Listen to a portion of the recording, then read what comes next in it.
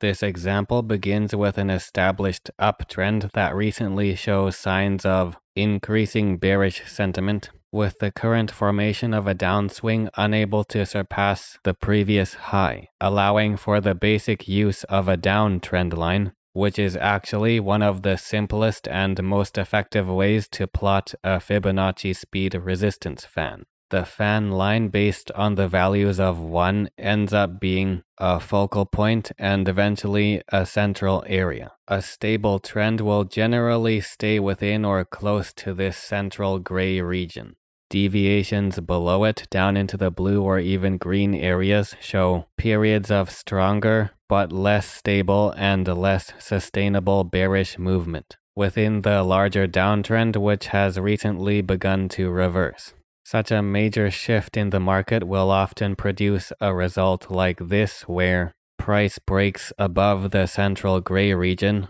often relatively quickly, such as in this case. Nonetheless, a strong reversal will still usually encounter some form of resistance for at least a short time near the fan lines, which can vary slightly, of course, depending on which swing points in the trend you choose to base the fan on, though in most cases choosing the absolute highest price in the first and second swing points of the trend can be sufficient, and require little to no adjustment in a stable trend. The same thing applies in the reverse for an uptrend, where forming a trend line for the start and end points of a Fibonacci fan can be based on the lowest prices at the first and second upswing points of a developing uptrend. Overall, this trend is balanced and stable at the points where it's mostly within the central gray region, and more bullish or in some cases even overextended in the upper portions of the blue and green regions. Conversely, falling into the lower half of the fan lines can be an indication of bearish sentiment in the market, and often these lower fan lines will identify areas where the market is more likely to get back on an incline. Using the central gray region as a border between bullish and bearish sentiment is less plausible when a fan becomes more horizontal, usually when it goes below 45 degrees.